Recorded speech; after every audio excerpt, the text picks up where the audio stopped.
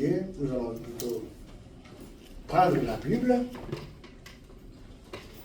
Le message central ou les textes clés, c'est Jacques, chapitre 1, ou Jacques, chapitre 1er, du verset 19 au verset 20. Jacques, chapitre 1er, du verset 19 au verset 20. Les passages que nous allons méditer.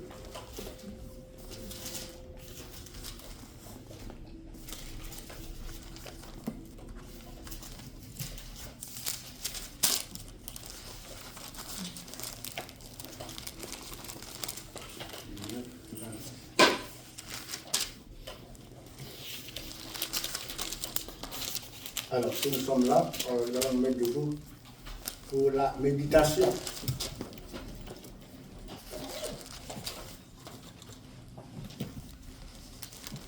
On se met debout, tout le monde.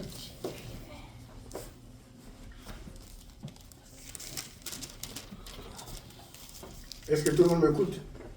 Voilà. Et je vais méditer parce que la parole de Dieu, tout le petit dit que si nous la méditons, nous allons bien la comprendre. Et si nous la lisons, on ne va pas la comprendre. Sachez-le, mes frères, bien-aimés, ainsi que tout homme soit prompt à écouter, lent à parler, lent à se mettre en colère. Car la colère de l'homme n'accomplit pas la justice de Dieu. Amen. Amen. Alors, je vais méditer encore des paroles secondaires. Nous sommes 2 ou 3. Donc, nous sommes Proverbe 14, le verset 29. Proverbe 14, le verset 29. 14, le verset 29. Si vous êtes en retard, vous écrivez tout simplement. Quelque part. 14, le verset 29. Il est écrit. Tout le monde est arrivé, je pense. Je vous attends un peu. Voilà. Il est écrit ici. Essayez un peu d'animer là-bas, je pense que ici, ça ne va pas.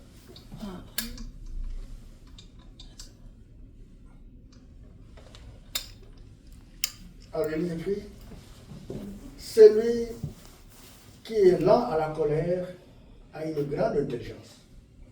Mais celui qui est prompt à s'emporter proclame sa folie. Amen.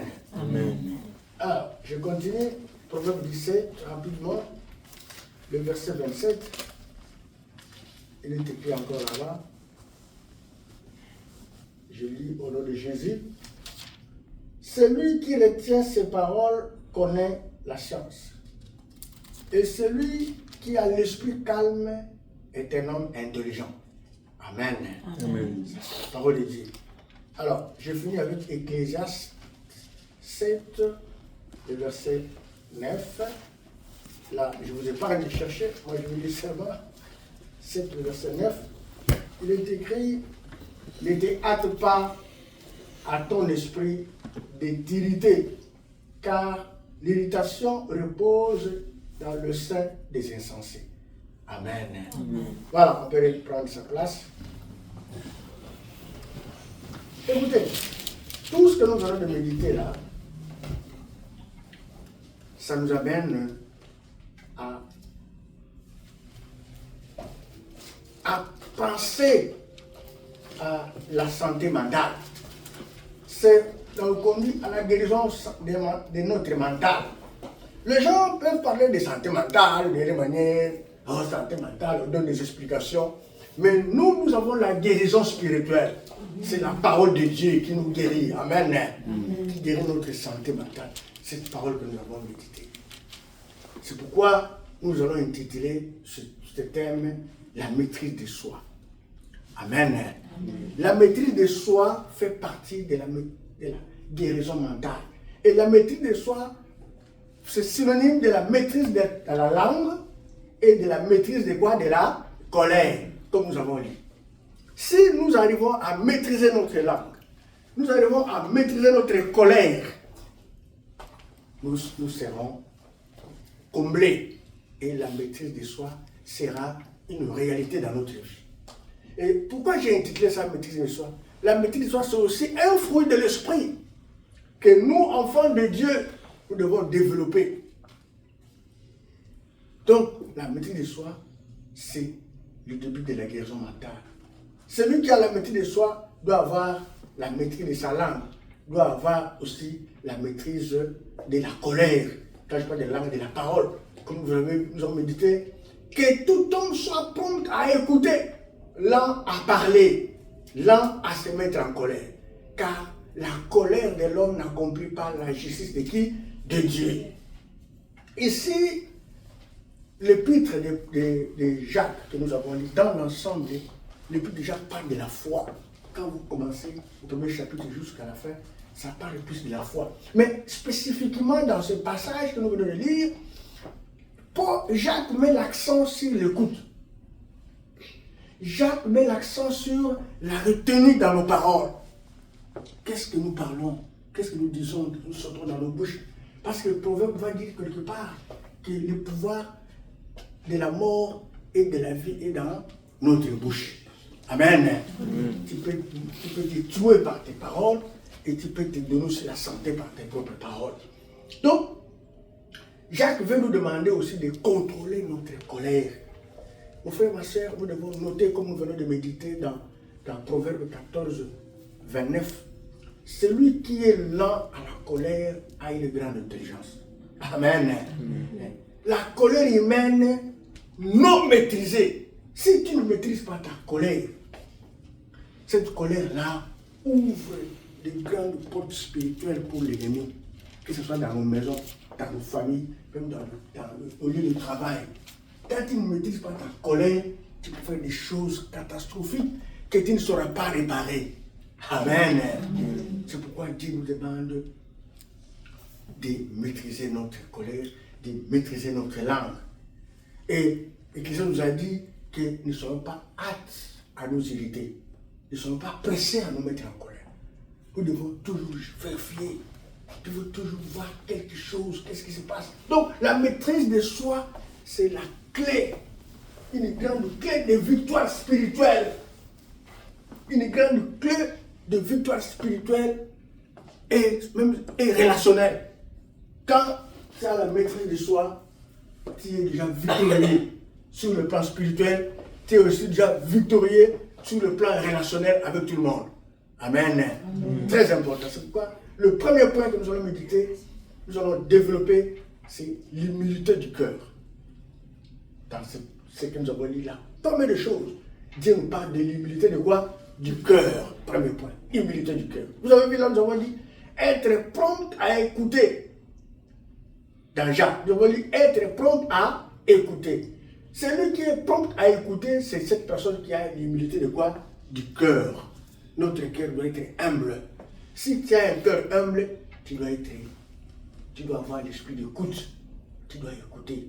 Avant de réagir, il faut écouter. Éviter, écouter avant de réagir. Si tu écoutes avant de réagir, ça évite les conflits. Amen. Si nous écoutons avant de réagir, ça va nous éviter les conflits. Mais si on évite d'écouter, on parle, il y aura une incompréhension catastrophique et le conflit va s'aggraver. C'est pourquoi Proverbe 18, le verset 13 nous dit, celui qui répond avant d'avoir écouté fait un acte de folie et s'attire la confusion. Acclamons la parole de Dieu. Ça c'est le proverbe. Donc, si tu es hâte, tu es pressé, tu réponds avant même de savoir qu'est-ce qu'on a dit. Tu fais un acte de quoi? De folie. Et cela va t'attirer la confusion. Parce qu'on va te dire, mais est-ce que tu avais d'abord entendu ce qu'il y avait? Ah, vraiment? Déjà en retard, tu es dans la confusion. Alors nous, enfants de Dieu, Dieu nous recommande de toujours avoir l'esprit de quoi? D'écoute. C'est très important. C'est pourquoi dans la vie pratique, vous et moi, nous devons toujours écouter avant d'agir. Ne soyons pas pressés. Cherchons d'abord à comprendre avant de juger quelqu'un, avant de juger quelque chose. Nous devons chercher à comprendre la vraie version. Ne soyons pas aptes à commenter quelque chose que tu n'as pas bien maîtrisé. Nous devons être attentifs à la voix du Saint-Esprit. Amen. Attentifs à la voix du Saint-Esprit. J'ai toujours dit, ton mari vient, commence à parler, toi, prie, demande au Saint-Esprit de te révéler qu'est-ce qui est derrière cette histoire-là. Ta femme parle, toi aussi, homme, fais l'effort. Je vais écouter le Saint-Esprit au lieu d'écouter ce qu'il dit là. Parce que le Saint-Esprit va te guider, va te donner la maîtrise, va te montrer comment tu vas gérer la situation. Amen. Mais si tu n'as pas le coup du Saint-Esprit, tu vas gérer en catastrophe. Et tu vas regretter plus tard, ça sera trop tard. Par exemple, dans la vie conjugale, il y a un conflit, parce que ça ne peut pas manquer. Même dans nous qui sommes les serviteurs de Dieu, il y a toujours des conflits. Amen.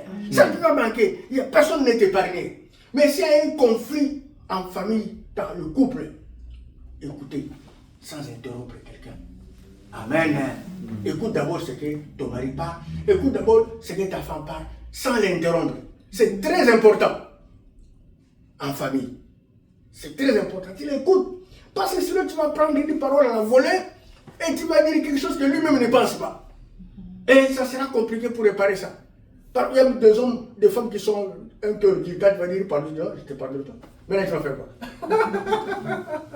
Amen. Tu as déplacé déjà les mots, donc c'est dangereux. Donc, faisons un effort. Même au travail,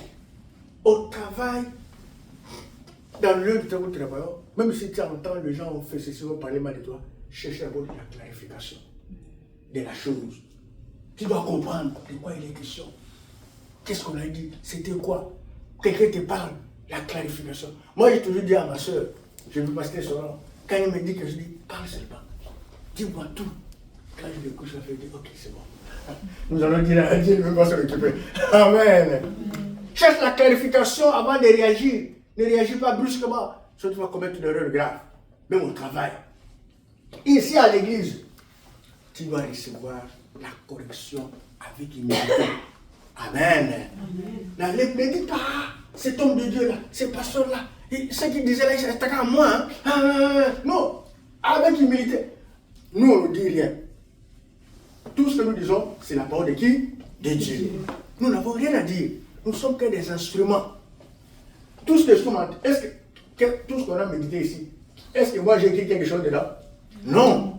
Donc, Dieu nous instruit, nous tous, en commençant par moi-même. Amen. Donc, nous devons recevoir la correction qui vient de la parole de Dieu avec humilité. Moi, je me rappelle autrefois, je prêchais quelque part à Toronto. Quand je prêchais, effectivement, certains membres de ma famille et certains membres de l'église aussi étaient concernés de l'affaire. Parce qu'ils ont témoigné, et quand ils ont témoigné, moi j'ai parlé de leur témoignage qui n'était pas correct par rapport à la parole de Dieu. Mais là, le gens qui était là commençaient à dire, oh, c'est qu'il a attaqué les personnes. J'ai dit, non, il faut arrêter ça. Moi, j'ai parlé en fonction de la parole. Ce qu'il lui a dit n'était pas conforme à la parole de Dieu. C'est pourquoi je lui ai corrigé en fonction de la parole de Dieu. Maintenant, si toi tu m'attaques, tu dis que non, moi j'ai parlé mal, c'est avec Dieu que tu auras des problèmes. Moi, je n'ai aucun problème. Parce que je ne fais qu'interpréter la parole de qui? Du Seigneur. Amen. Amen. Voilà. Deuxième point, la discipline de la langue. Nous devons discipliner notre langue, mon frère et ma soeur. Nous devons être capables de discipliner la langue. C'est vrai, la parole de Dieu dit que personne n'est capable de dompter sa langue. Il n'y a que Dieu seul qui peut dompter la langue. Mais nous aussi, le Saint-Esprit nous a donné la capacité de discipliner notre langue. Amen. Nous devons invoquer le Saint-Esprit. Aide-moi à discipliner ma langue. Ce n'est pas par ton effort, ce n'est même pas par mon effort personnel, mais l'esprit qui habite en nous là, c'est cet esprit-là qui est capable de nous pousser, de nous conduire, de nous contrôler pour maîtriser, pour discipliner notre langue. Discipliner la langue, c'est ce que nous avons là-bas, être lent à parler. Amen. Amen. Quand tu es lent à parler, cela veut dire que ta langue est disciplinée. C'est ça. C'est dans la parole de Dieu que nous avons médité. Être lent à parler. Vous savez, nos paroles peuvent construire et aussi peuvent détruire. Amen. Amen. Donc si nous ne disciplinons pas notre langue, nous allons détruire notre propre maison Et nous allons aussi construire notre propre maison. Si tu disciplines, tu construis ton foyer. Si tu ne disciplines pas, tu détruis ton foyer. Amen. Si tu ne disciplines ta langue, tu vas mourir ton enfant. Les paroles que nous prononçons contre nos enfants, attention. Ne dis pas n'importe quoi si ton enfant, quelles que soient les erreurs qu'il fait. Ne dis pas, toi là, tu es fou, toi. Quand il va devenir fou, tu vas dire quoi? Qui a dit ça? C'est toi-même. Amen. Quand nous étions encore en Afrique là, quelqu'un avait fait un témoignage, il dit à son enfant, toi là, comme tu as fait là, là où tu pars là, que le véhicule te cogne. Tout ce qu'il avait dit, c'est ce qui est arrivé. L'enfant est sorti. Parce que quand nous parlons, nous sommes esprits. Le diable aussi est esprit. Quand nous prononçons des paroles, le diable à côté de toi, il entend. Il récupère. Mais c'est toi qui as vendu l'enfant, non? Et quand il est passé, l'enfant, la moto l'a tamponné. Plus il a été fracturé. La même maman qui avait parlé, mon fils, c'était au Bénin, là où j'étais. Et les gens qui avaient entendu, ils ont dit, cette maman-là, c'est elle qui est à la base. Et quand le mari était venu, c'était terrible, un conflit. Donc, ce que nous disons peut nous détruire et peut aussi nous construire. Amen. Donc, faisons très attention. C'est pourquoi, Proverbe 15, le verset 1er dit, une réponse douce calme la fureur. Acclamons la parole de Dieu. Moi, j'aime la parole de Dieu. Une réponse douce calme la fureur. Calme la fureur. Et quand vous méditez aussi le Matthieu 12, le verset 36, il est écrit, nous rendrons compte de toutes paroles qui sortent de notre bouche. Voilà pourquoi nous devons contrôler nos bouches. Quand vous lisez même Jacques, chapitre 3, du verset 5 au verset 6, la langue est un petit membre qui peut enflammer. Amen. C'est un petit membre. Ah là, je veux dire, un petit membre, mais qui peut tout détruire. C'est pourquoi nous devons vraiment être prudents. Un petit membre. Ça, c'est le verset.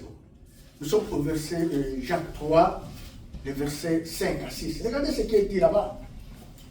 De même, la langue est un petit membre et elle se vante de grandes choses. Voyons, comme un petit feu peut embraser une grande forêt. La langue aussi est un feu. C'est le monde de l'iniquité.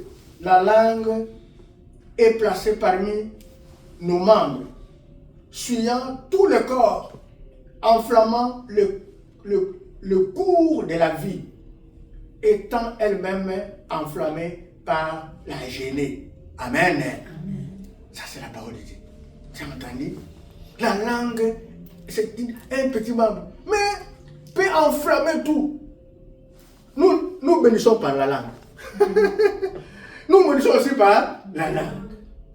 Nous insultons par la langue. Nous faisons tout. Vous voyez, la langue, voilà la parole de Dieu. C'est pourquoi la parole de Dieu dit, la langue, tout petit, mais enflamme tout. Voilà pourquoi nous devons maîtriser, nous devons avoir la discipline de notre langue. Ne sortons pas n'importe quoi. Ce que nous devons adopter, mon frère, ma soeur, c'est la douceur.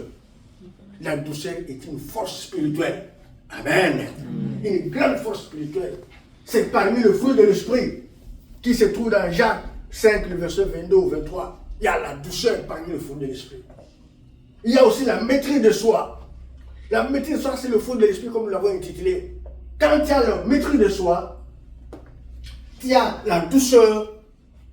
Même si papa vient là-bas en train de...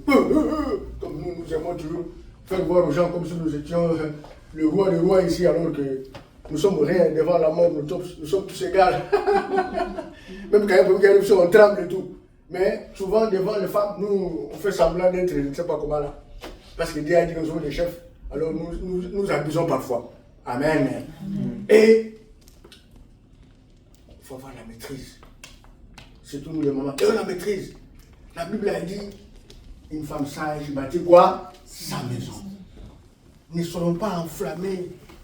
Ne tombons pas dans l'erreur. Même au travail, partout, nous devons avoir la maîtrise. Ne soyons pas pressés. Peut-être que la chose n'est pas comme ça. Toi, tu t'emportes par la colère. Alors que tu vas te rendre compte que ce n'était pas le cas. Amen. Amen. Et vous devez savoir, notez, mon frère, ma soeur, quelque chose. Que beaucoup de blessures viennent des paroles impulsives. Beaucoup de blessures qui sont dans nos cœurs là, des blessures du passé là, ça vient des paroles impulsives. Les paroles que tu as prononcées sans maîtrise, impulsives. On dit tu es tout impulsif. Ça mène des blessures dans le cœur. Amen. Ça crée des blessures intérieures. Nous devons faire très attention. Ça mène des blessures intérieures. C'est pourquoi Proverbe 10, le verset 10 dit ceci. Celui qui parle beaucoup ne manque pas de péché. Amen. Si tu parles beaucoup, tu ne manqueras pas à pécher. Donc, trop de paroles, de blessures que nous vivons. Beaucoup de gens ont des problèmes dans le cœur, des problèmes de maladies incurables, des problèmes de beaucoup de dossiers, crises cardiaques, des histoires comme ça, des problèmes de tension. Ça a été causé par des paroles impulsives. Il faut très attention, très attention. Donc la vie et la mort se trouvent dans notre langue. Et si nous ne savons pas maîtriser, nous allons à manger le fruit. Et le fruit, il faut que ce soit le fruit de la bénédiction et non le fruit du malheur. Amen. Voilà. Ne pas répondre, voici ce que nous devons faire dans la vie.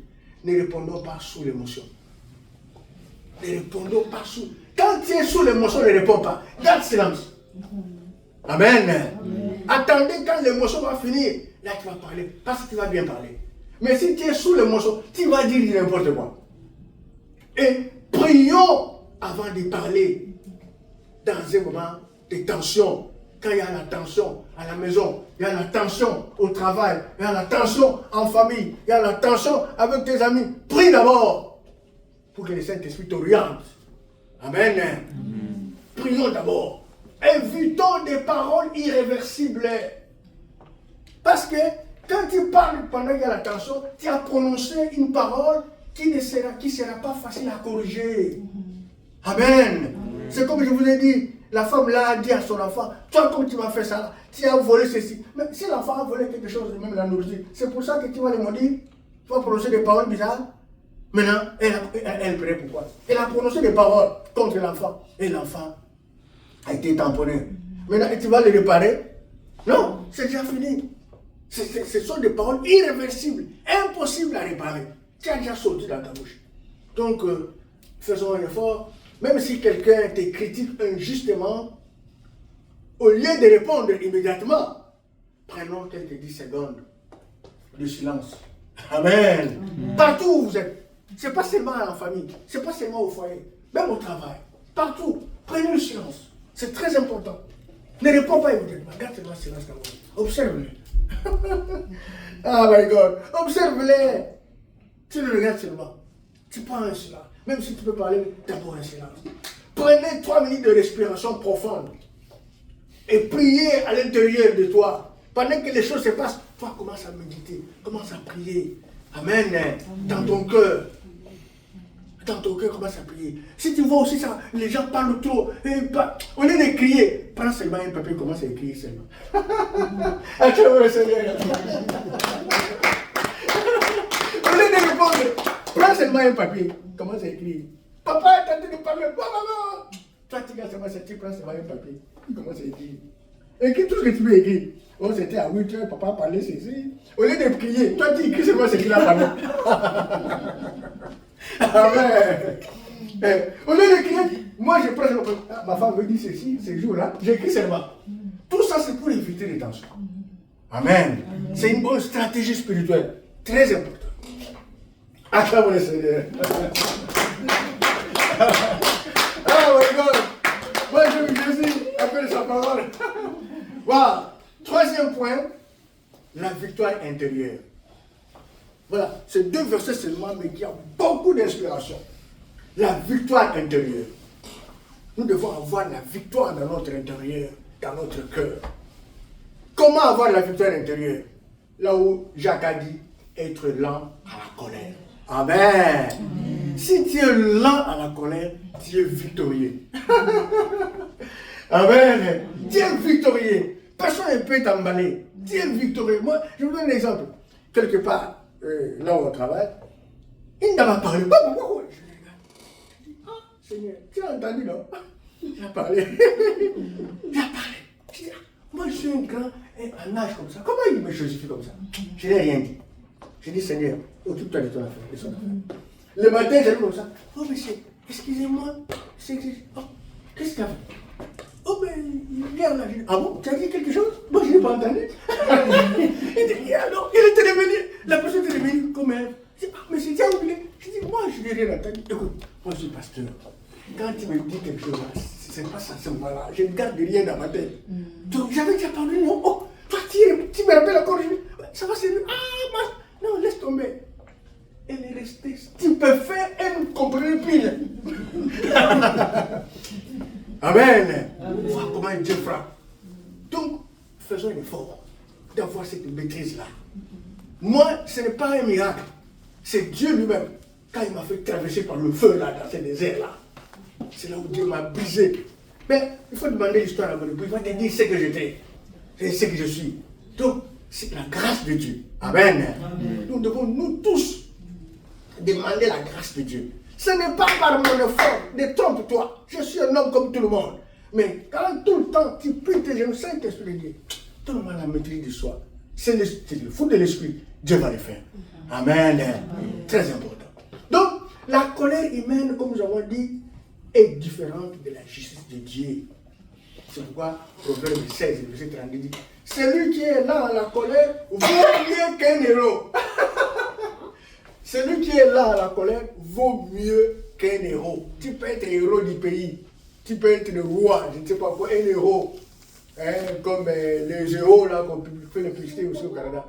Mais entre lui qui est héros national et toi qui es là à la colère, tu es plus important que lui. Amen. C'est ce que la Bible dit. Vous allez me dire ça plus tard. Même dans Colossiens 8, plutôt 3, le verset 8, il dit rejeter la colère. Rejeter la colère. Que la colère ne soit pas notre. Quand tu rejettes la colère, tu as la victoire intérieure. La vengeance, mon frère, ma soeur, appartient à Dieu. Amen. C'est pas, nous ne nous mettons pas vite à la colère pour nous venger. Ça ne va pas nous servir. La vengeance appartient à Dieu. Il est écrit dans Jacques 12, le verset 19. Ne vous vengez point vous-même, bien-aimés, mais laissez agir la colère, car il est écrit, à moi la vengeance, à moi la rétribution, dit le Seigneur. Amen. Donc, ne nous laissons pas emballer par la colère, ça va nous profiter à rien. Il existe deux types de colère. Il existe l'indignation. Tu peux être indigné, l'enfant a mal fait. Tu peux t'indigner, ton mari a mal fait, ta femme a mal fait. Tu peux t'indigner. Tu peux dire non, ça c'est pas normal. Ne faites plus ça. Amen. Amen. Ne faites plus ça. Ça c'est l'indignation. C'est une colère sainte. Tu reproches, tu réprimes. Même Jésus-Christ, quand il a vu les gens utiliser son temple abusivement, il a réprimé les gens. Mais il n'a pas gardé la colère jusqu'au lendemain. Amen. Amen. C'est ça l'indignation. Ça, nous sommes autorisés à nous indigner, à reprocher, à réprimer nos enfants, à réprimer nos collègues, et même tout ce que tu peux réprimer, là, capable de reprocher. C'est normal. Mais la colère charnelle, elle est destructrice. Elle n'est pas bonne. Quelle est la colère charnelle? Celle que tu gardes jusqu'à tu dors en colère, tu te réveilles en colère. Non. Si tu fais ça, tu donnes l'accès au diable. Amen. Amen. Très mauvaise. C'est pourquoi Ephésiens 4, le verset 26 au verset 27, il est écrit, si vous vous mettez en colère, ne péchez point. Que le soleil ne se couche pas sur votre colère. Et ne donnez pas accès à qui? Au diable. Amen. Amen. Voilà. Attention, la colère n'est pas une bonne chose. Une colère prolongée devient une porte ouverte au diable.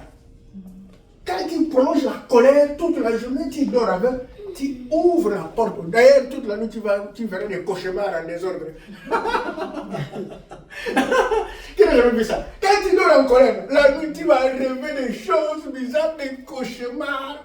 Tu vas te retrouver à Kanyamakasese, tu vas te retrouver à Lupugon, tu vas te retrouver à Gimbelangundu. Donc, tu ne vas pas, parce que tu as dormi en colère. Attention, mon frère, ma soeur, même ceux qui vont nous écouter dans le YouTube, la colère incontrôlée détruit. Ça détruit d'abord les mariages, ça détruit nos relations, ça détruit la paix intérieure, ça détruit même notre santé. La colère qui n'est pas contrôlée, ça détruit même la crédibilité spirituelle. Même les gens qui faisaient confiance en toi, ils n'ont pas plus te faire confiance. Parce qu'ils te voient, tu es toujours colérique, tu es méchant. Amen. Beaucoup de mariages se sont divisés ici, là, à cause de la colère. Par manque de maîtrise, par manque de supporter les uns les autres. Nous devons nous supporter. Chacun vient dans sa famille avec ses combats, avec ses racines, avec ses ancêtres, avec ses esprits sataniques d'origine familiale. Moi aussi, je suis avec les miens. On se rencontre. Maintenant, nous devons savoir comment nous gérer, comment nous maîtriser. Amen. Nous sommes déjà en Jésus. Je sais que c'est super n'existe pas, mais ils nous réclament, ils nous oppriment par l'extérieur.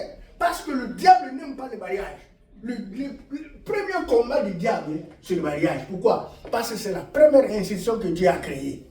Amen. C'est pourquoi le diable combat le mariage. Vous voyez, dans ce pays où nous sommes, il n'y a que des divorces en des autres.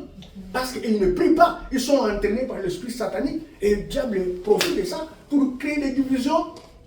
Et les enfants sont en débandade pour que lui, le diable, puisse les exploiter dans le monde des ténèbres. Amen. Donc, nous devons faire très attention. Ne cédons pas à la colère. Maîtrisons. Supportons. Dans mon village, on disait ceci. Si tu achètes une poule, ne refuse, tu dois accepter aussi ses matières fécales. Amen. Si tu achètes une poule, tu veux élever une poule, tu ne peux pas refuser tes matières fécales. Le matin, tu ne peux pas balayer en disant « Oh, cette poule ici !» Non. Mais tu as besoin d'elle, n'est-ce pas? Pour qu'elle donne des œufs, qu'elle donne des poussins. Mais accepte aussi la saleté. C'est pareil dans le couple. Tu as accepté la femme. Tu l'as trouvée jolie. Accepte aussi ses caprices. Ton mari là, c'est toi qui as chanté. Lorsqu'on t'a caché là quelque part. Mon mari, tu racontes à tout le monde. Oh, mon fiancé là, il est ceci. Mais maintenant on est ensemble. Accepte aussi ses caprices.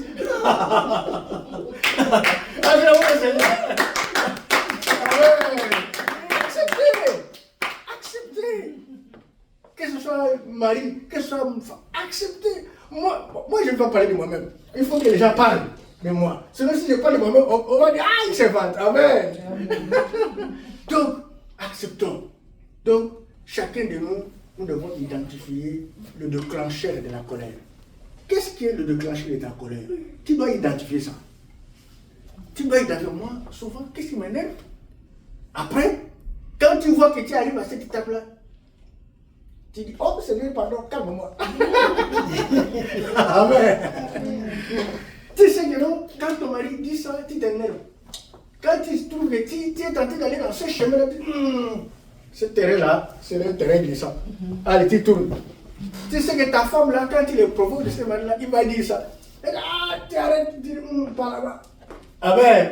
Moi, j'ai le petit dit, mais dis-moi un peu, qu'est-ce que tu as énervé? Amen.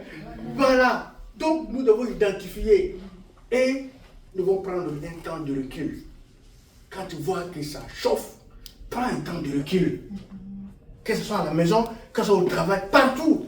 Il faut prendre le temps de recul. Qu'est-ce qui t'énerve au travail? Qu'est-ce qui n'aime pas? Quand tu vois que ça s'arrive, c'est dans le point d'arriver. En tout cas, prends le temps de recul. Amen. Amen. Quitter temporairement cet endroit-là pour ne pas t'embraser. C'est très important.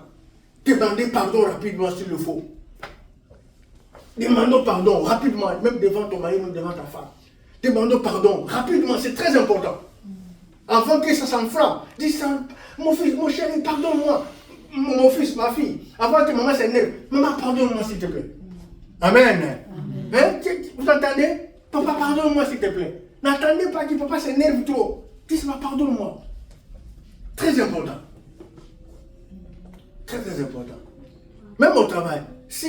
employeur t'insulte en public, hein? Ton patron, ton employeur t'insulte en public, te réprimande en public, au lieu de répondre, garde seulement silence. Amen. Garde seulement silence. Et prie en toi-même. Prie. Au lieu de réagir agressivement, prie seulement dans ton cœur. Très important. Ta maîtrise là va t'ouvrir d'autres opportunités. Amen. La maîtrise là va t'ouvrir d'autres opportunités futures, plus que ce que là où on t'a minimisé à cause de ta maîtrise. On va finir avec le danger. Pourquoi nous avons parlé de ça? Il y a le danger, quatrième point, le danger de la colère humaine. La colère humaine est très dangereuse. Nous avons des exemples de gens. À cause de la colère humaine, ils ont perdu la grâce de Dieu. Exemple de Caïn. À cause de la colère, Caïn a fait quoi? Il a tué son frère. À cause de la colère, la jalousie. C'est dans Genèse 4, 5, 8. Et un autre exemple, Moïse. Waouh! Moïse, lui qui était celui que Dieu a envoyé pour libérer les enfants d'Israël. Mais, à cause de la colère, Moïse a détruit la table où il y avait la parole de Dieu. Parce qu'il est revenu, il a vu Aaron avec les enfants d'Israël, ils ont fait un veau d'or, ils adoraient. Au lieu de dire non, ça c'est pas bon, il s'est énervé à cause de la prière qu'il a fait là-bas, l'intention, la souffrance là qu'il a fait là-bas. Avec, comme Dieu aussi le réprimandait, mais ton peuple là. Lui, il revient, au lieu d'avoir la maîtrise, de gérer les dossiers, il s'énerve, il prend la table que Dieu lui avait donnée, il brise ça. Par manque de la maîtrise de la colère. C'est ça qui a fait que Moïse n'a pas pu entrer dans la terre promise. Dieu lui a dit, à cause de ta colère humaine là, tu ne vas pas voir la terre promise. Il est mort en chemin. Donc attention, même les hommes, les grands hommes de Dieu sont tombés comme ça à cause de la colère. Si eux ils sont tombés, eux à forcerie nous là.